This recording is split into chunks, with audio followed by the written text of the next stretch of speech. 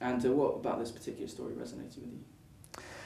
It was meeting Margaret, really, I guess. I mean, I went to meet her, but it was about 8 or 9 years ago, and she's got a small office above a sandwich shop in Nottingham, and as I sat and listened to her, I was completely absorbed in what she was saying, and I found her story incredible, absolutely incredible, and I was spellbound by it. And she, for me, she had a sort of an amazing personal dilemma set against her going out, trying to uncover the truth, trying to reunite families, trying to get justice, and at the same time she's trying to keep her own family together.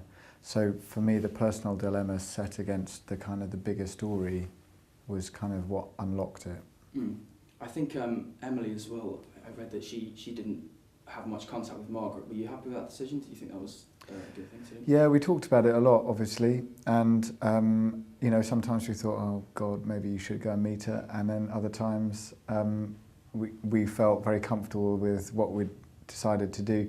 I mean, basically, Emily, I think, would say that she didn't want to get caught up in a sort of an impersonation or get obsessed in details which are in the end irrelevant, you know. And I had a very strong feeling that she had to create her own Margaret on screen, and that person had to be almost like a separate character. So that was the reason. They met after one of the screenings, you know, quite recently, and they get on very well. How is it like the challenge of filming in two separate countries? Do you like have the same crew that go over to both, or do you have separate people? We had some people that came with us. We were a bit like a travelling roadshow, really. We had some people that came with us, but we had two separate units as well. One for Nottingham, some people joined us in London, and then some more people joined us over in Adelaide in Australia. There were sort of elements of sort of road movie about it for us when we were making it, and it was a bit of a challenge. Yeah. Yeah, two extremes, I guess, in weather. Nottingham very cold and hot in Australia. The Australian crew gave us a lot of entertainment in their choice of clothing in a balmy, what for us was a balmy summer evening in Nottingham, for them seemed to be Arctic conditions, which gave us a lot of amusement. And I know Emily she's always very businesslike, even in the heat. Is that kind of something that Margaret was like? She always sort of maintained that facade when she was...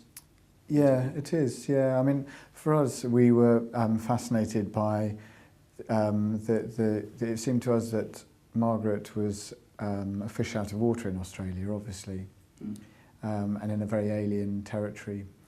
And when the former migrants come back to Britain, although it's their homeland, they're a fish out of water here.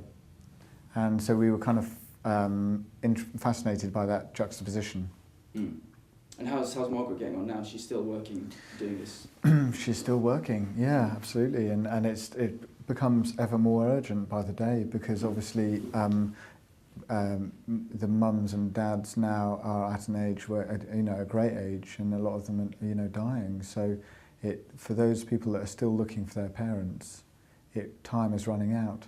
And so she's still got a lot of work to do, and they're up against the clock, absolutely. Do you think, I think the apology from the two governments came while you were shooting, do you think that's enough, or do you think there's more the two governments could be doing to kind of help Margaret and reunite these people?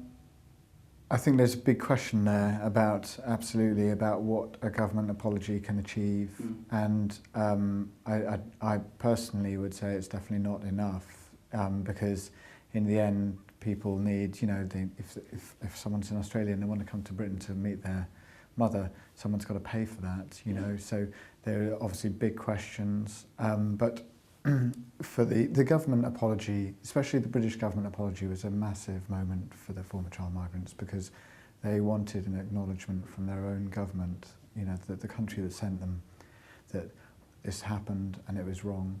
And so for them it was a huge moment.